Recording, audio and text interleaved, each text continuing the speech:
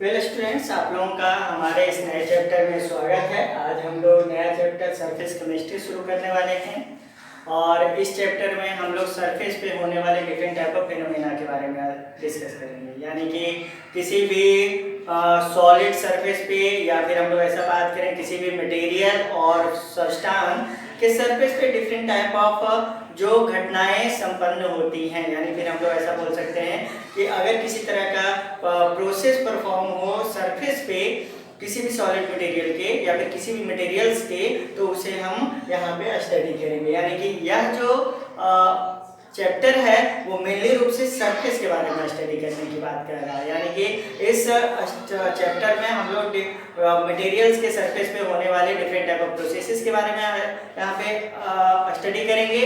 और इस चैप्टर में मेनली रूप से हम लोग different type of colloidal solutions के बारे में बात कर सकते हैं, एडजॉर्प्शन के बारे में बात करेंगे, कोलॉइडल सॉल्यूशन के बारे में बात करेंगे, डिफरेंट टाइप ऑफ इमल्शंस के बारे में बात करेंगे, कोलॉइडल सॉल्यूशन कैसे बना सकते हैं। जैसे फॉर एग्जांपल आप मार्केट में देखते होंगे कि आपके पास सोप सॉल्यूशन है, जैसे कि सोप सॉल्यूशन के रूप में hand wash.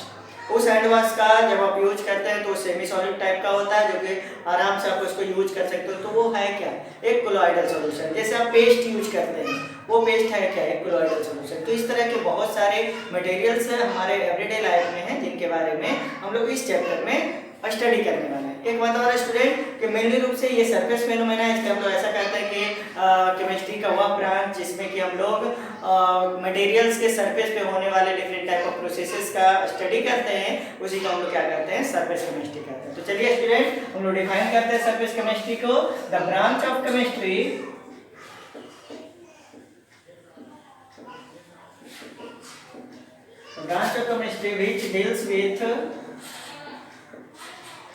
which deals with the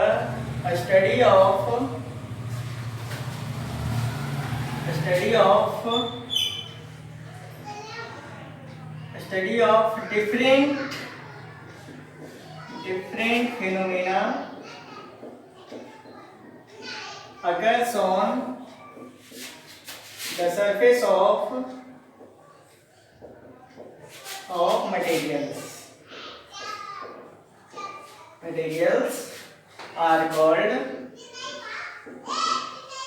surface chemistry. तो क्या हो गया स्टूडेंट कि केमिस्ट्री का वह ब्रांच जिसमें कि हम लोग किसी भी मटेरियल के सरफेस पे होने वाले डिफरेंट प्रोसेसेस को, डिफरेंट घटनाओं को हम लोग स्टडी करते हैं, उसे हम क्या कहते हैं, सरफेस केमिस्ट्री कहते हैं। तो चलिए हम लोग सरफेस की बात कर रहे हैं, तो सरफेस से जुड़ी बातों के बारे में बात करें तो ध्यान रखिएगा कि यहाँ पर सरफेस केमिस्ट्री में कुछ टर्म्स जो है जिसको पहले हम लोगों को क्या कर लेना है, स्टडी कर लेना। तो चलिए सबसे पहले हम लोग यहाँ पे बात करें एडजॉर्प्शन। चलिए एडजॉर्प्शन के बारे में बात करना है। देखिए स्टूडेंट ध्यान दीजिएगा, यहाँ पे एडजॉर्प्शन और एब्जॉर्प्शन दो अलग अलग घटनाएं हैं, दो अलग अलग प्रक्रियाएं हैं, उनके बारे में हम लोग वन बाय वन करके स्टडी करने वाले हैं। तो सबसे पहले हम लोग बात करेंगे एडजॉर्प्शन। ध्यान दीजिए, हम आपको एक डायग्राम दे रहे हैं, इस डायग्राम में ध्यान दीजिएगा कि लिक्विड ले रहे हैं हम लोग, सॉल्यूशन। सपोज कीजिए ये कौन सा सॉल्यूशन है, मेथिलीन ब्लू सॉल्यूशन है, मेथिलीन ब्लू सॉल्यूशन। और देखिए मेथिलीन ब्लू सॉल्यूशन है, इसका कलर कैसा होगा, ब्लू कलर होगा। अब मेथिलीन ब्लू सॉल्यूशन में एक हम सॉलिड सब्सटेंस डाल रहे हैं स्टूडेंट। जैसे आप एग्जांपल के तौर पे क्या लिख सकते हैं, चॉक ले लीजिए। चॉक जिसे ब्लैक बोर्ड पे लिखा जाता है, व्हाइट कलर का चॉक होता है जिसे हम लोग ब्लैक बोर्ड पे लिखते हैं, उस चॉक को हम इस मेथिलीन ब्लू में डाल दें। तो डालने पे होगा क्या कि ये जो मेथिलीन ब्लू में प्रेजेंट मॉलिक्यूल्स हैं,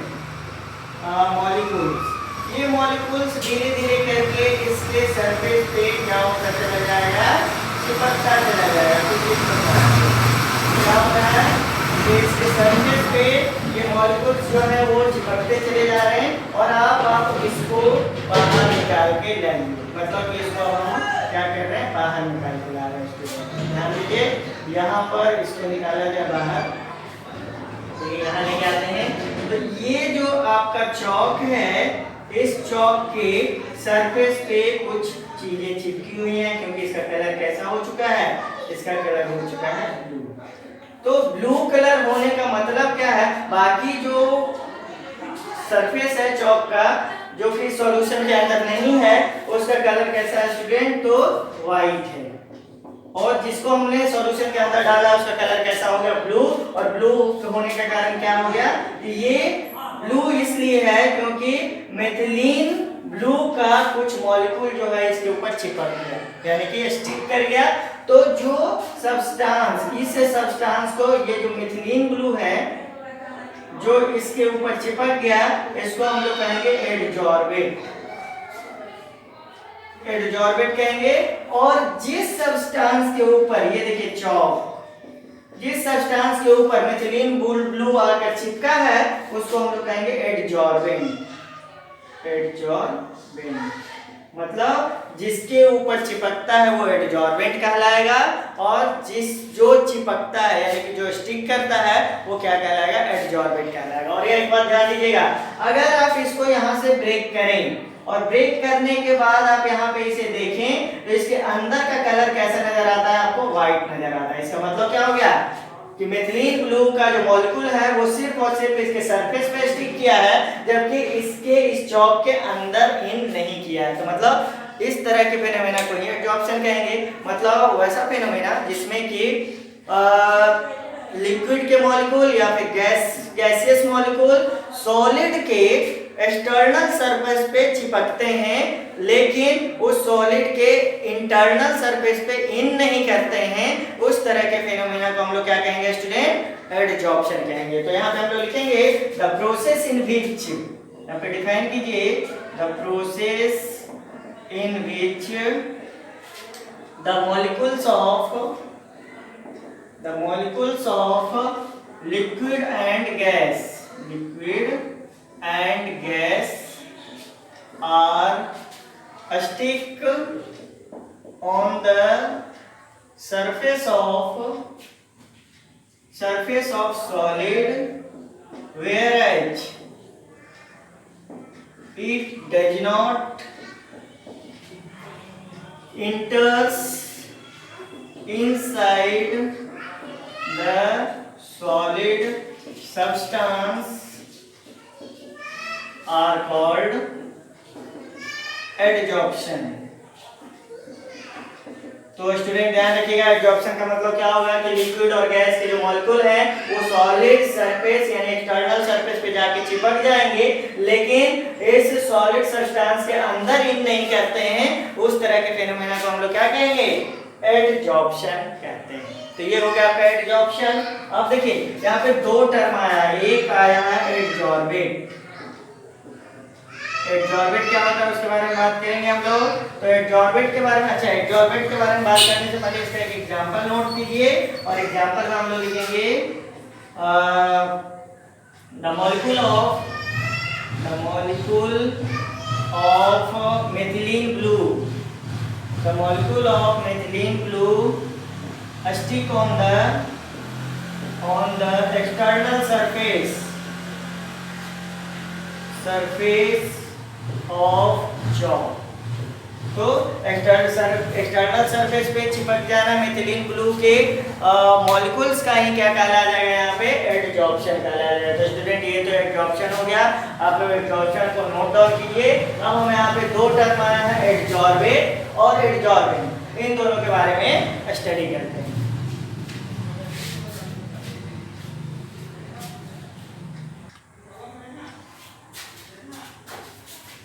तो चलिए स्टूडेंट, सबसे पहले हम लोग एडजॉर्बेट के बारे में बात कर लेते हैं, तब फिर एडजॉर्बेंट के बारे में बात करते हैं। तो अगला टर्म हम लोग लिखेंगे एडजॉर्बेट। तो एडजॉर्बेट किसे कहेंगे, तो आप ध्यान से देख रहे हैं, मेथिलीन ब्लू को एडजॉर्बेट कहेंगे। और मेथिलीन ब्लू क्या कर रहा है, चिपक रहा है यानी स्टिक कर रहा है। तो वैसा सब्सटेंस जो कि सॉलिड सरफेस पे जाकर चिपकता है उसे हम क्या कहते हैं, एडजॉर्बेट कहते हैं। तो यहाँ पे लिखेंगे the substance which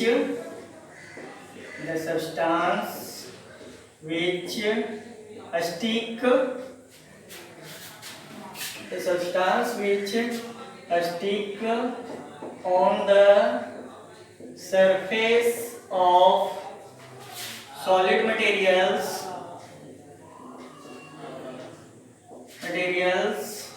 are called adsorbate, for example में आप लिख दीजिएगा molecule of methylene blue which stick on the external surface of chalk। तो चलिए आपको समझ में आ गया कि वैसा कोई भी मॉलिक्यूल, चाहे वो लिक्विड का मॉलिक्यूल हो चाहे तो गैस का मॉलिक्यूल हो, जो कि सॉलिड सब्सटेंस के एक्सटर्नल सरफेस पे स्टिक करता है, उसे हम क्या कहते हैं? एडजॉर्बेंट कहते हैं। और इसके बाद नेक्स्ट टर्म आपके पास एडजॉर्बेंट। तो स्टूडेंट आप ध्यान दीजिए, एडजॉर्बेंट जिसके ऊपर एडजॉर्बेंट आकर चिपक जाता है, यानी चॉक, इस फेनोमेना में क्या कहलाएगा? एडजॉर्बेंट कहलाएगा। तो लिखेंगे the substance on which adsorbate molecule will stick are called adsorbent। उसे हम क्या कहेंगे स्टूडेंट? एडजॉर्बेंट कहेंगे। For example surface of chalk, surface of chalk को क्या कहने वाले हैं हम लोग स्टूडेंट? एडजॉर्बेंट कहने वाले। तो ये तो एब्जॉर्प्शन की बातें हो गई। अब इसके बाद हम लोग किसकी बातें कर रहे हैं? एब्जॉर्प्शन के बारे में। तो चलिए स्टूडेंट यहाँ तक नोट कीजिए, एडजॉर्बेंट और एब्जॉर्बेंट। उसके बाद हम लोग बात करेंगे किसके बारे में? तो बात करेंगे एब्जॉर्प्शन के बारे में।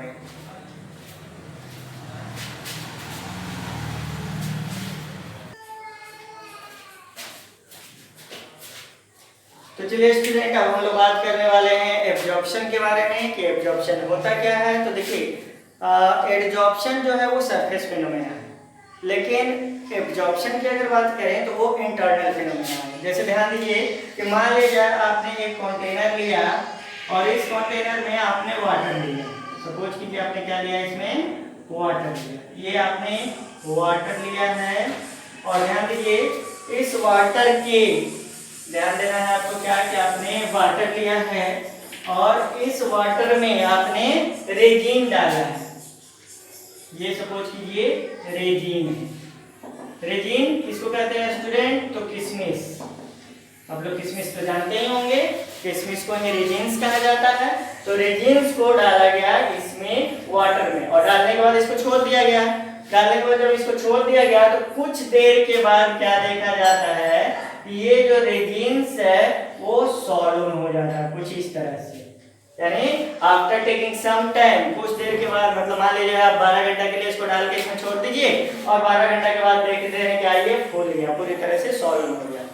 तो ये सॉल्यून कैसे हो गया स्टूडेंट? कैसे आप इसको समझ सकते हैं कि ये फूल गया? तो ध्यान दीजिएगा, ये यहाँ पे हम लिख देते हैं सॉल्यून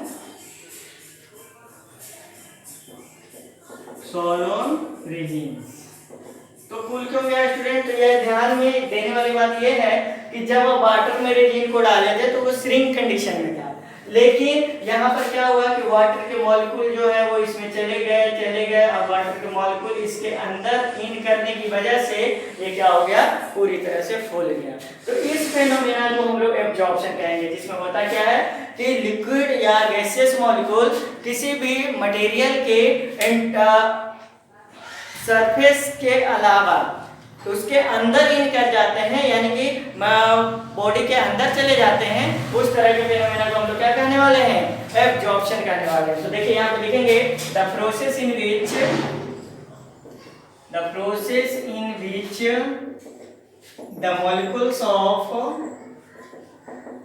molecules of liquid or gas are entered inside the body of solid materials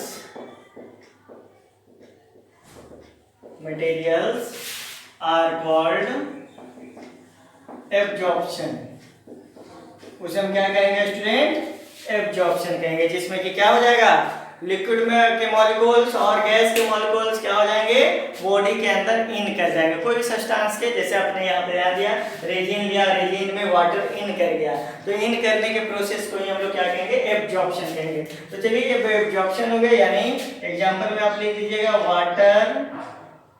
water moves inside the resins. तो वाटर मूव कर गया रेजिन के अंदर में, इसलिए ये फेनोमेना क्या कहलाया जाएगा, एब्जॉर्प्शन का। और उसके बाद हम लोग बात करने वाले हैं सॉर्प्शन। देखिए सॉर्प्शन क्या होगा, पहला एब्जॉर्प्शन की बात की है, फिर एब्जॉर्प्शन की बात की है, अब बात करेंगे सॉर्प्शन के बारे में। तो सॉर्प्शन क्या होता है, ध्यान से समझिए कि जैसे आप ध्यान दीजिए, आपने ये क्या किया कि एक कंटेनर लिया, चलिए इसको एब्जॉर्प्शन वाले को रहने दीजिए। ये सॉर्प्शन के लिए हमने एक कंटेनर लिया और कंटेनर में फिर से मेथिलीन ब्लू ले लिया। चलिए इसमें हम लोग क्या ले लेते हैं, मेथिलीन ब्लू, और इसमें फिर से आप क्या कीजिए, चॉक को डाल दीजिए, चॉक को डाल दीजिए 4, यहाँ पे लिख दीजिए 4 10 आवर्स। हम 10 घंटों के लिए चॉक को डाल दिए मेथिलीन ब्लू, और फिर इसको बाहर निकाल के लेके आइए, और बाहर लेके आते हैं तो अब क्या आप देखते हैं कि इसका इतना पार्ट जो है उस पे तो मेथिलीन ब्लू चिपक ही गया है, साथ में देखिए इसके इतने पार्ट में मेथिलीन ब्लू चिपक गया है।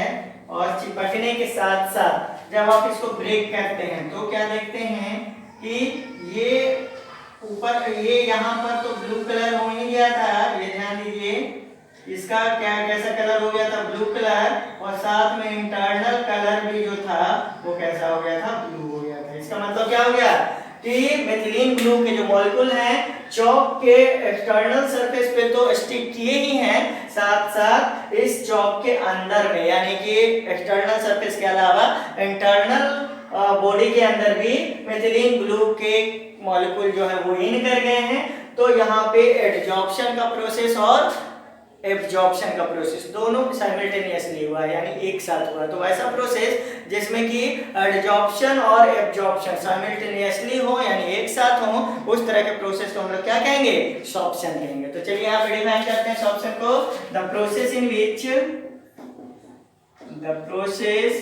विच adsorption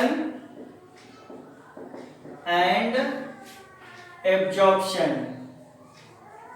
absorption both occurs simultaneously are called sorption। तो वैसा प्रोसेस जिसमें कि एडजॉर्प्शन और एब्जॉर्प्शन दोनों एक साथ होता है, उस फेनोमेना को हम लोग क्या कहेंगे, सॉर्प्शन कहेंगे। तो चलिए स्टूडेंट आप इन दोनों को नोट डाउन कीजिए। इसके बाद हम लोग बात करने वाले हैं प्रॉपर्टीज ऑफ एडजॉर्प्शन, क्योंकि आपको ध्यान देना है, क्योंकि ये सरफेस फेनोमेना है, यानी कि हम बात कर रहे हैं सरफेस केमिस्ट्री की, तो इसमें मेनली रूप से हम लोग एडजॉर्प्शन के बारे में ही बात करेंगे, यहाँ पे एब्जॉर्प्शन के बारे में बात हम लोग को नहीं करनी है। तो चलिए स्टूडेंट यहाँ तक नोट डाउन कीजिए, इसके आगे हम लोग प्रॉपर्टीज ऑफ एडजॉर्प्शन की बातें करते हैं।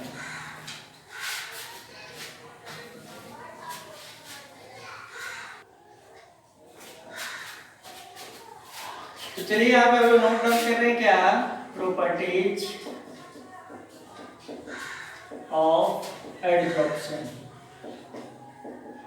एडजॉर्प्शन के प्रॉपर्टी के बारे में बात करें। सबसे पहला प्रॉपर्टी क्या होगा स्टूडेंट, तो यह एक एक्सटर्नल फेनोमेना है, यानी कि यह एक सरफेस फेनोमेना है। तो हम लोग यहाँ पे लिखेंगे दिस इज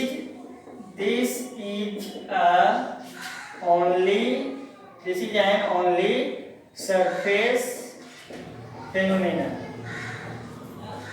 तो ये क्या हो गया कि यह सिर्फ सरफेस पे परफॉर्म होने वाला फेनोमेना है। दूसरी बात करते हैं, दिस इज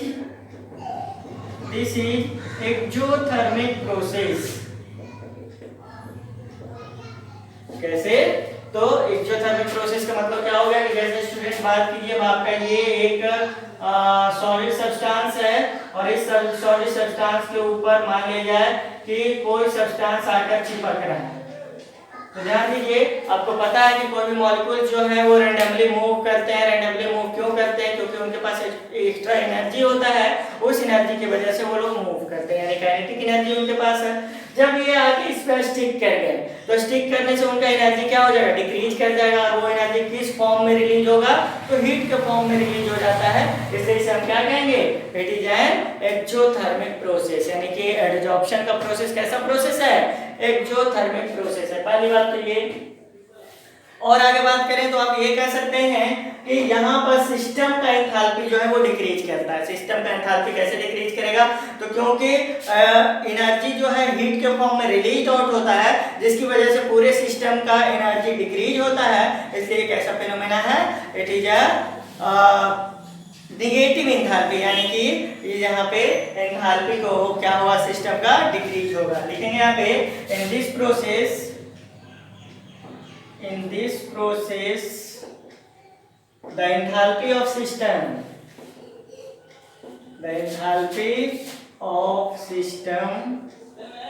will decrease। तो सिस्टम का एंथैल्पी क्या हो रहा है स्टूडेंट? डिक्रीज कर रहा है। चलिए अब उसके आगे बात कर लेते हैं फोर्थ में। तो फोर्थ की कंडीशन में बोलेंगे कि देखिए हम एंट्रोपी की बातें करते हैं। आपको एंट्रोपी पहले भी बताया गया, एंट्रोपी समझते हैं आप। एंट्रोपी के बारे में ये कहा जाता है कि degree of randomness are called entropy, यानी कि किसी भी सब्सटेंस का जो मूवमेंट है, फ्रीली मूवमेंट है, उसी को अगर हम लोग मेजर करते हैं तो वो क्या कहलाता है? हमारा एंट्रोपी कहलाता है। तो एंट्रोपी इंक्रीज कब करेगा? जब सब्सटेंस ज्यादा से ज्यादा रैंडमली मूव करेगा। एंट्रोपी डिक्रीज कब करेगा? जब सब्सटेंस का रैंडमनेस डिक्रीज हो जाएगा। तो देखिए ये मॉलिक्यूल अभी फ्रीली मूव कर रहे थे तो एंट्रोपी ज्यादा था इनके पास, लेकिन ये आकर स्टिक कर गए सॉलिड मटेरियल्स के ऊपर, तो अब क्या होगा कि इनका रैंडमनेस डिक्रीज करेगा, और रैंडमनेस डिक्रीज करने की वजह से इनका एंट्रोपी भी क्या होगा? डिक्रीज करेगा। तो लिखेंगे in this process the entropy of the adsorbate molecule will decrease। तो एडजॉर्बेट मॉलिक्यूल का एंट्रोपी क्या हो रहा है? यहाँ पे डिक्रीज हो रहा है। तो ये तो बातें हो गई कुछ प्रॉपर्टीज की एडजॉर्प्शन के बारे में। अब हम लोग बात करते हैं एडजॉर्प्शन को दो पार्ट में। पहले हम लोग क्या करेंगे? डिफाइन करेंगे, कैटेगराइज करेंगे। एडजॉर्प्शन को दो पार्ट में कैटेगराइज कर दीजिए स्टूडेंट। चलिए तो एडजॉर्प्शन को हम लोग दो भाग में कैटेगराइज कर लेते हैं। एक पॉजिटिव एडजॉर्प्शन और दूसरा होगा हमारे पास नेगेटिव एडजॉर्प्शन। तो पहला हो गया पॉजिटिव एडजॉर्प्शन, दूसरा हो गया नेगेटिव एडजॉर्प्शन। तो ये पॉजिटिव एडजॉर्प्शन क्या है, नेगेटिव एडजॉर्प्शन क्या है, तो इसको कंसंट्रेशन के टर्म में हम लोग डिफाइन करेंगे। जैसे एग्जांपल के तौर पे यहाँ पे एक सॉल्यूशन लिया गया। इस सॉल्यूशन में ध्यान दीजिए कि सपोज कीजिए ये जो सॉल्यूशन है, इस सॉल्यूशन में आपने क्या ले लिया? फिर से वही एग्जांपल ले लेते हैं, मेथिलीन ब्लू ले लेते हैं, और इस मेथिलीन ब्लू का 100 मॉलिक्यूल है। चलिए इस सॉल्यूशन में मेथिलीन ब्लू का 100 मॉलिक्यूल है, और आप इसमें क्या डाल दिए? चॉक डाल दिए। और चॉक डालने पे क्या हो गया? क्या अभी मेथिलीन ब्लू के मॉलिक्यूल इसके ऊपर डिपॉजिट होने लगे, यानी ये इसके ऊपर स्टिक करने लगे। और इस चॉक पे अब क्या हो गया? फर्दर कंडीशन क्या हो गया कि मेथिलीन ब्लू का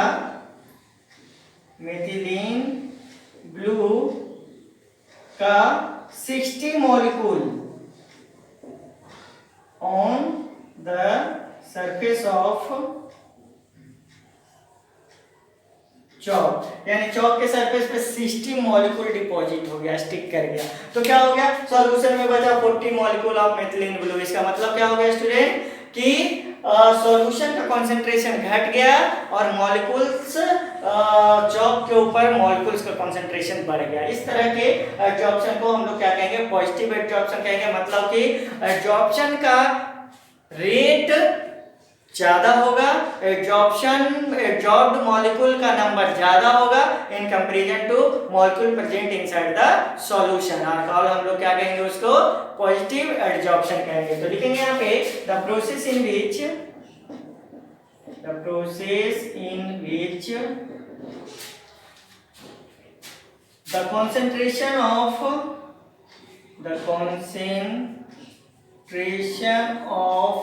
liquid और concentration of solution, डायरेक्टली लिखिए, concentration of solution will decrease by the increase of adsorbed molecules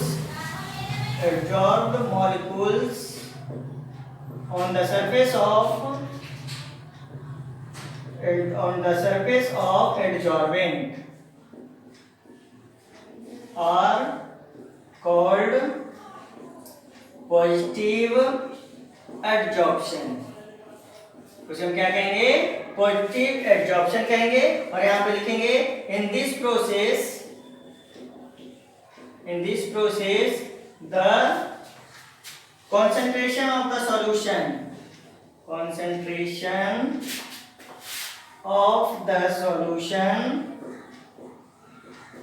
will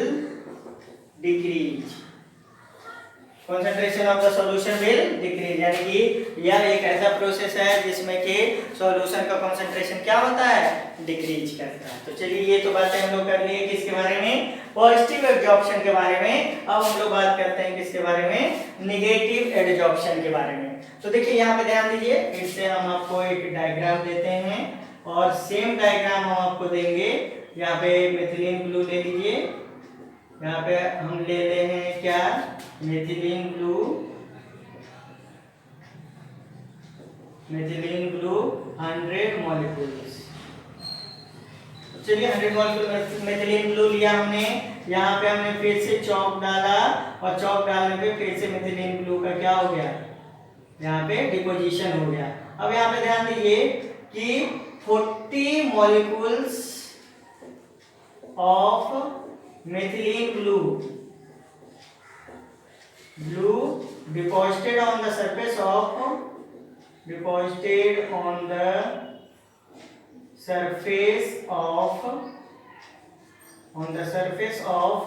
chalk। तो यहां पे हम क्या लिख सकते हैं कि 60 molecules of methylene blue in the solution। तो उल्टा कंडीशन है स्टूडेंट। इस कंडीशन में क्या हो रहा है कि चौक को जब आप मिथिलीन ब्लू में डाल रहे हैं तो वहां पे क्या हो रहा है कि चौक के सरफेस पे ओनली 40 मॉलिक्यूल डिपॉजिट हो रहा है, यानी स्टिक कर रहा है, जबकि 60 मॉलिक्यूल कंसंट्रेशन में है यानी सॉल्यूशन में है, जिसका मतलब सॉल्यूशन का कंसंट्रेशन ज्यादा है in comparison to deposited molecule. तो इस तरह के एडजॉर्प्शन को हम लोग क्या कहेंगे? नेगेटिव एडजॉर्प्शन कहेंगे। तो लिखेंगे the process in which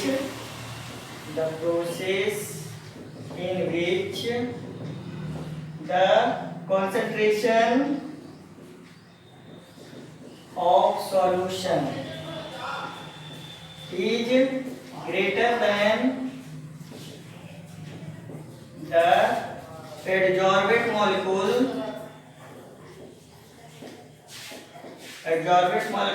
on adsorbent are called negative adsorption. तो क्या हो गया नेगेटिव एडजॉर्प्शन में कि सॉल्यूशन में का कंसंट्रेशन ज्यादा होगा एडजॉर्बेंट मॉलिक्यूल के कंपैरिजन में, अतः उसे हम क्या कहेंगे? नेगेटिव एडजॉर्प्शन कहते हैं। तो ये स्टूडेंट हो गया पॉजिटिव एडजॉर्प्शन, ये नेगेटिव एडजॉर्प्शन और ये प्रॉपर्टी ऑफ एडजॉर्प्शन। तो स्टूडेंट इसको आप लोग नोट डाउन कीजिए। इसके बाद हम लोग एडजॉर्प्शन को उनके मॉलिक्यूल्स के बॉन्ड फॉर्मेशन के बेसिस पे हम लोग दो कैटेगरी में कैटेगराइज करेंगे, एक फिजिकल एडजॉर्प्शन और दूसरा केमिकल एडजॉर्प्शन। तो चलिए स्टूडेंट आप इसको नोट डाउन कीजिए। अब हम बात करेंगे फिजिकल और केमिकल एडजॉर्प्शन के बारे में।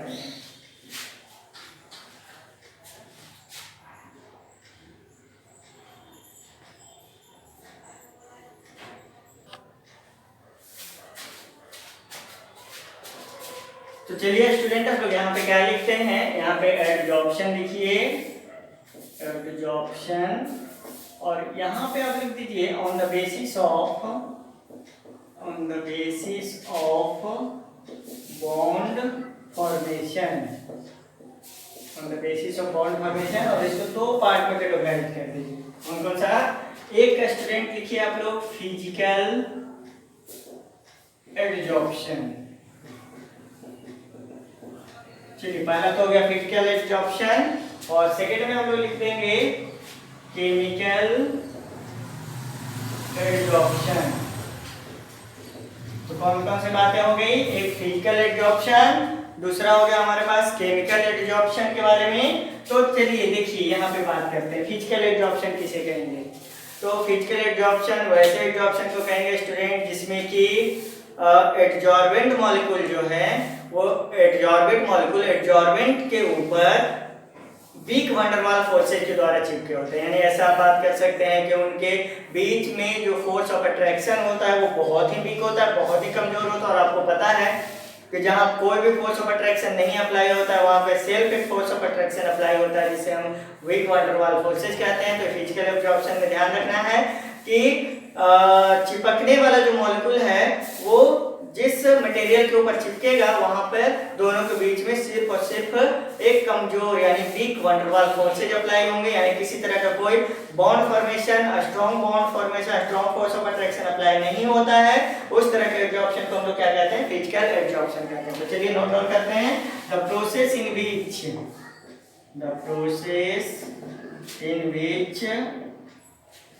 क्या लिखेंगे फिजिकल एब्जॉर्प्शन के बारे में? The process in which adsorbate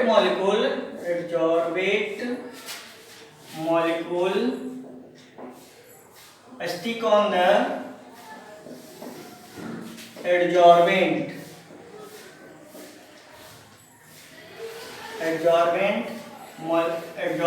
materials by only weak van der Waals forces are called physical adsorption। तो weak van der Waals forces के द्वारा स्टिक है इसलिए इसको फिजिकल एडजॉर्प्शन कहेंगे। Example on the surface of cloth, dirt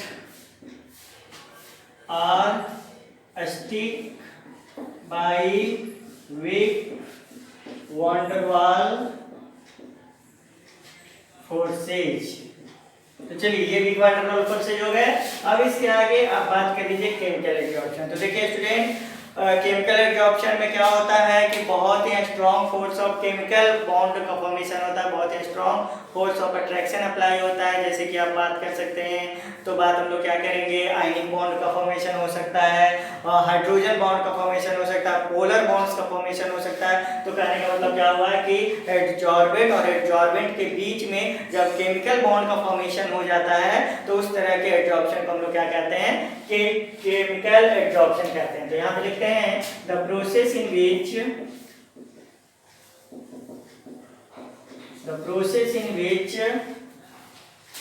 the adsorbate